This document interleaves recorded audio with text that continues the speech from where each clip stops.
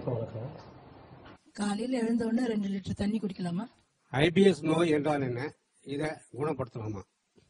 இப்போ நடைமுறையில உலகத்துல இருக்கிற இந்த மருத்துவத்துக்கு எதிராக பேசுறீங்களே, எங்க இருந்து வந்தது இந்த தைரியம்?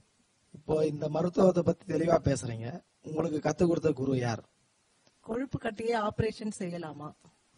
ஊட்டச்சத்து பானங்கள் குடிக்கலாமா? குடி, பான் புறாக்கு, சிகரெட்டு இது போன்றதெல்லாம் நிறுத்தத்துக்கு என்ன பண்றது? டீ காஃபி சாப்பிடலாமா? பழம் இயற்கை உணவு சாப்பிடும்போது எப்படி 6 சுவை கிடைக்கும்? குடல் இறக்கம் எப்படி சரி செய்வது? ஆபரேஷன் செய்வது முறையா? கர்ப்பப்பை, பித்தப்பை, அப்பெண்டிக்ஸ் ஆபரேஷன் செய்யலாமா? மூச்சு பயிற்சியில் சிறந்தது என்ன? செவி வழி தொடு சிகிச்சை மூலம் 72,000 நாடி நரம்புகளுக்கும் சக்தி கொடுக்கிறேன் என்கிறீர்கள், எப்படி? குழந்தைகள் வளர்ப்பது எப்படி? பரம்பரை நோயின்னு சொல்றாங்க இல்லையா, அதெல்லாம் குணப்படுத்த முடியுமா? பழங்கள், காய்கறிகள் எல்லாமே கெமிக்கல் இருக்குன்னு சொல்றாங்க. அதை நம்ம சாப்பிடலாமா? எங்க வீட்டுல எங்க மனைவிக்கு இன்சுலின் சர்க்கரை இருக்கு, சர்க்கரை நோயாளி. அவங்களுக்கு இன்சுலின் போறாங்க. அதை நிறுத்தினா ஏதாவது ஆபத்து வருமா? அது நீங்க அதுக்கு கேரண்டி கொடுப்பீங்களா?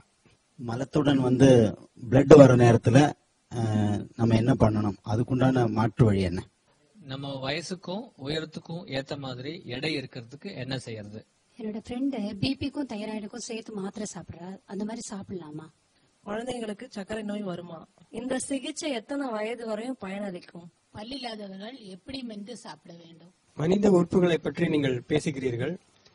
இந்த மனித உறுப்புகளை பற்றி நீங்கள் எப்படி இதை தெரிந்து கொண்டீர்கள்? நீங்கள் மருத்துவம் பற்றி ஏதாவது படித்திருக்கிறீர்களா?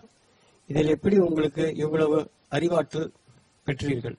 சார், எனக்கு தெரிஞ்ச ரிலேஷன் பிரதர் ஒருத்தர் டெய்லி அலர்ஜிக்காக டேப்லெட் சாப்பிடுவார். நைட் அவர் ஒரு நாள் மிஸ் பண்ணா கூட மறுநாள் அவர் உடம்புல அலர்ஜி மாதிரி வந்துடும். ஆனா டாக்டர் என்ன சொல்றாங்க, லைஃப் எண்ட் வரைக்கும் அந்த டேப்லெட் சாப்பிட்டு தான் வரணும்னு சொல்றாரு. ஆனா நம்ம சிகிச்சை மூலம் அதுக்கு தீர்வு இருக்கா? சொல்றாங்க வெயில போன அலர்ஜி என்ன பண்ணலாம்? வெயிலுக்கு போகாதீங்க. ஒரு பொருளை சாப்பிட்ட அலர்ஜி என்ன பண்ணலாம்? அந்த பொருளை சாப்பிடாதீங்க. புரிஞ்சுக்கங்க. வெயில போன அலர்ஜி அப்ப என்ன பண்ணணும்? வெயில்ல போனா அலர்ஜி வருதுன்னா அதை குணப்படுத்துறதுக்கு மருத்துவம் பார்க்கணும். நாம என்ன பண்றோம்? வெயிலுக்கு போகாது, இது பேர் மருத்துவமா? ஒரு ஜோக்ல எக்ஸசைஸ் சொல்லுவாரு, உட்காரத்தை கட்டிருக்கு என்ன பண்ணலாம்? தள்ளி உட்காருங்க. அந்த மாதிரி இருக்கு. கட்டி குணப்படுத்ததான் பார்க்கணும், தள்ளி உட்காருக்கு சொல்லக்கூடாது. அப்படி அலர்ஜிங்கிறது என்னன்னா புரிஞ்சுங்க, நம்ம உடம்புல ஒரு பொருள் உள்ள போகும்போது ஏத்துக்கல, சம் பிரச்சனை வருது. ஏன் ஏத்துக்கல? உடம்புல தான் நோய் இருக்கு. அதனால எல்லா அலர்ஜிக்கு நிறைய பேர் இருக்கும். அலர்ஜின்னு ஒரே வார்த்தையில சொல்லிடலாம், 1000 அலர்ஜி இருக்கும்.